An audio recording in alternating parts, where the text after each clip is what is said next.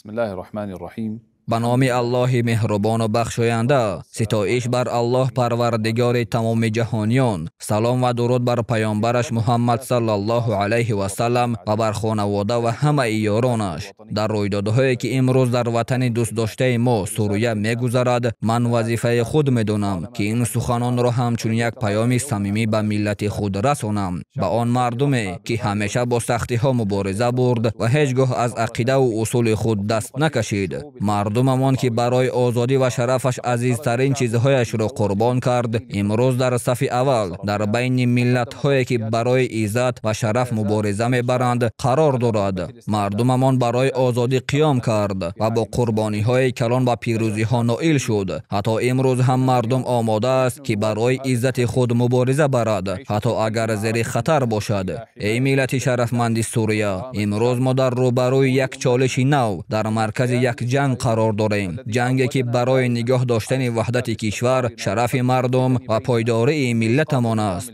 اسرائیل که همیشه کوشش داشت کشور ما را ناآرام کند و میان ما اختلاف اندازد، از زمان سقوط حکومت پیشینه تا امروز کوشش میکند که زمین مقدس ما را به صحنه جنگ و بی‌ترتیبی تبدیل دهد. آنها میخواهند وحدت ما را بشکنند، قدرت ما را ضعیف کنند و پیشروی ما را در راه آبادسازی و بیداری ملی باز دارند. آنها از تمام راه‌ها استفاده میکنند تا میان مردم جنگ و جدایی اندازند، ولی فراموش کردند که ملت سوریه در طول تاریخ هرگز جدایی و تفریقه را قبول نکردند. قدرت داشتن معنای پیروز شدن را ندارد. غلبه در یک جنگ معنای غلبه در یک جنگ دیگر نیست. جنگ را سر کردن آسان است، ولی آخرش را اداره کردن دشوار. ما فرزندان همین زمینیم. ما بهتر از همه توانیم که کوشش های دشمنان را برای تقسیم کردن ما برباد دهیم. ما آنقدر قوی هستیم که یگان دروغ یا فتنه اراده ما را ضعیف کرده نمیتواند. ما فرزندان سوریه خوب میدانیم که کسی که میخواهد ما را به جنگ کشد و کسی که میخواهد ما را تقسیم کند. ما به آنها امکان نمیدهیم که ملت ما را به جنگ اندازند که مقصدش تنها پاره کردن وطن و مشغول کردن ما به خرابی و بی‌ثباتی است. سوریه نه مکان دسیسه کشورهای خارجی است، نه جای اجرای آرزوهای بیگانه با نرخ خون زنان و کودکان ما.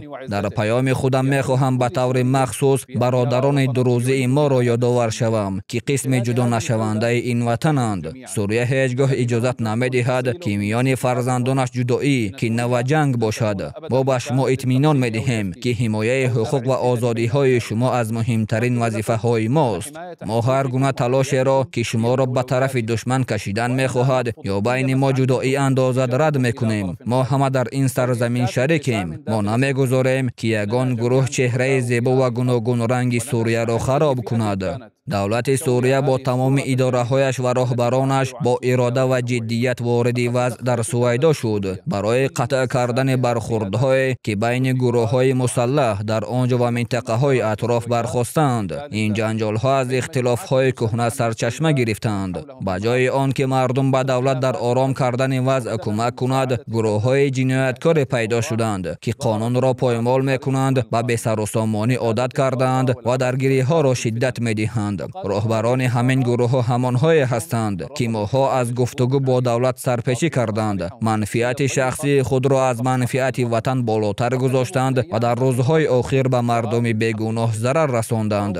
با وجود همه این، وزارت دفاع و کارهای داخلی نیروهای خود را در ولایت سویدا روان کردند تا امنیت را برقرار کنند و وضع را آرام سازند. آنها توانستند ثبات را برگردانند و گروه های جنایتکار را از آنجا بیرون کنند. لیکن برای خلالدار کردن این تلاش ها، حکومت اسرائیل به مؤسسه های دولتی و مرکزهای شهروندی حمله کرد. این کار وضع را باز هم بدتر کرد و جنجال را زیاد نمود. ما در نزد دو راه قرار گرفتیم: جنگ کشاده با اسرائیل که امنیت برادران دروز و تمام منطقه سوریه را زیر خطر میگذاشت، یا اینکه به پیران عاقل و شیخ های دروز امکان دهیم که به عقل برگردند و منفعت وطن را از همه همه چیز بالا گذارند. از کسانی که میخواهند آبروی مردمان با ناموس سویدا را داغدار کنند. ما از جنگ نمیترسیم. زندگی خود را برای دفاع ملت بخشیدیم، ولی ما منفعت مردم سوریه را از هر گونه جنگ و ویرانی بالاتر میدانیم. همان بهترین راهی که باید میگرفتیم این بود که قرار را قبول کنیم که به نفع وطن باشد. ما تصمیم گرفتیم که مسئولیت امنیت را در سویدا به بعضی گروه‌های محلی و پیرانسالان با اعتماد بسپاریم. این تصمیم با درک وضع وزنین گرفته شد و برای نگاه داشتن وحدت ملی و پیشگیری از کشیدن سوریه به جنگ بزرگ نوی که از کارهای مهمتری که میتواند ما را باز دارد، مثل آبادسازی پس از جنگ و مشکلاتی که از رژیم گذشته باقی ماندند تا مشکلات سیاسی و اقتصادی. در آنجا ما یک بار دیگر تأکید میکنیم که هر کس به ملتمان ضرر رساند حتما به جوابگری کشیده می شود. برادران دروز زیر حمایه دولت قرار دارند. قانون و دادگاه برای هر یک شهروند سوریه نوابسته از دین و عقیده عدالت و حقوق را کفالت می دهند.